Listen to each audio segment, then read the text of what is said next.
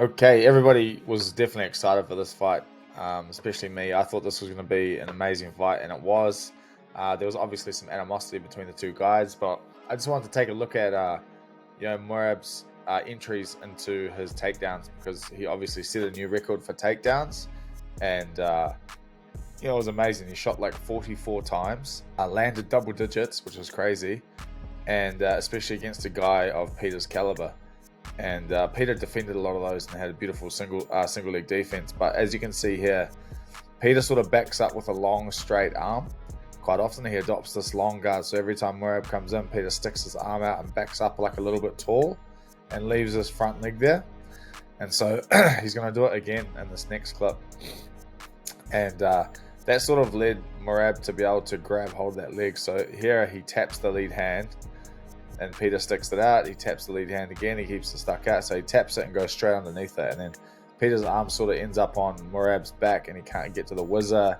And he also can't down block in time. But he managed to defend that first one pretty well.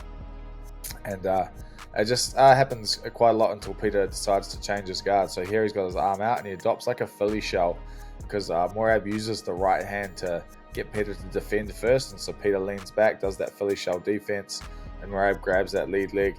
Petyr limp legs out pretty easily, but all these like accumulation, all these attempts, right? He's picking Petyr's leg up, he's moving him around like you can see here. It's very hard to balance and defend all this all the time, and it's very taxing on your body. It just makes you extremely tired, especially if someone can consistently do it like Merab does. And now you see Petyr actually changes his guard. So he's got rid of the long guard with his lead arm now, because obviously Merab was coming underneath that every time. And now he started to like shell up and do that classic Petyr Yan guard that he does. And so Merab, like quite intelligently, actually just changes his approach and he starts to punch the guard first. But as you can see there, if he shoots without doing anything first, Petyr defends it easily. Petyr's eyes are too good, so he starts to punch there. He does like a little fake with his jab hand. It was hard to see. We're going to go back through this footage anyways.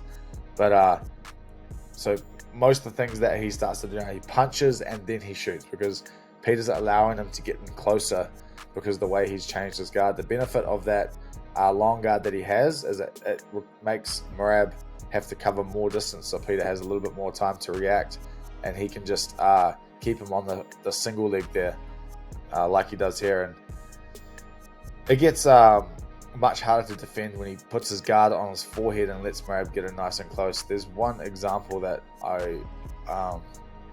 that's coming up that I really want to talk about, which when Petyr uses his long guard and he puts his elbow down to actually frame against Merab's shoulder. Here it is here, boom.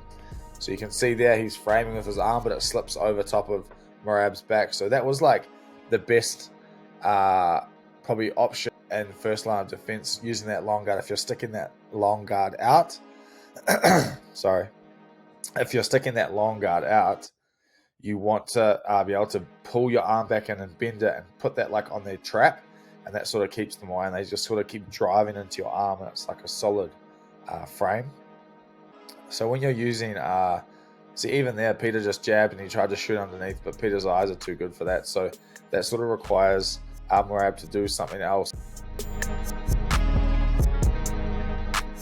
When you're using like a long guard like this, you kind of want to float it between like their eyes and their chest, and not much lower, because if you're fighting like a heavy wrestler, you want to be jabbing them in the chest, punching them like in the neck, like a little bit lower instead of punching them in the head, because obviously if you keep aiming for the head, they're going to pop underneath the arm. So if you float your arm from the eyes to the chest, if you're floating it down by the chest and they shoot, you're going to create like an obstruction and a scramble when they shoot in and crash into your arm. And if they do level change and start to punch over top, your arm's not low enough that you can't get it back up to defend yourself. So that's why you sort of float between the head and the chest, those sort of 6 inches. You never know what's going on in fights either. Like Petyr definitely did not look his usual self. I'm sure everybody here has watched his fights in the past, and he's performed a lot differently. Merab obviously had an exceptional fight. This was the best fight I've seen him have in the UFC. I mean, it could have just been a puzzle for Petyr that night, So we'll talk about Petyr's offense, which is these beautiful low kicks. I definitely think that if they were utilized a little bit more, it would have made it much harder for Merab to shoot, put weight on that leg to come in all the time. And you can see those ones there. He's timing it beautifully. He's as Merab steps into jab or attack him in some way, he like just times and parries and then chops the leg out from underneath Merab, and you can see it sort of buckles his whole body. It's pretty painful, and he goes for the calf at the start. And probably one of the most useful things in MMA these days is that calf kick. It's extremely painful. When you're coming across somebody like Merab that's shooting relentlessly, there's like things you should probably do to deter somebody like that. And obviously it's always way easier said than done. You can be like, oh, you should have done this, especially doing these breakdowns. I mean, you should have done this, you should have done that. This would have led to a better result, but it's so much harder when you're in there. Like, there's so many contributing factors on the night that changes things.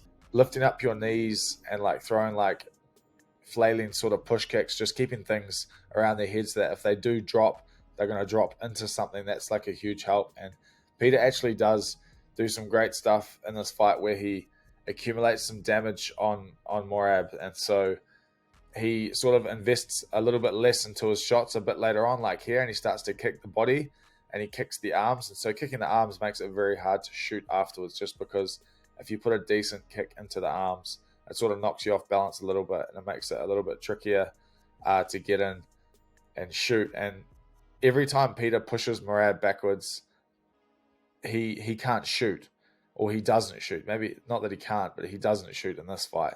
So all of his shots come from forwards pressure.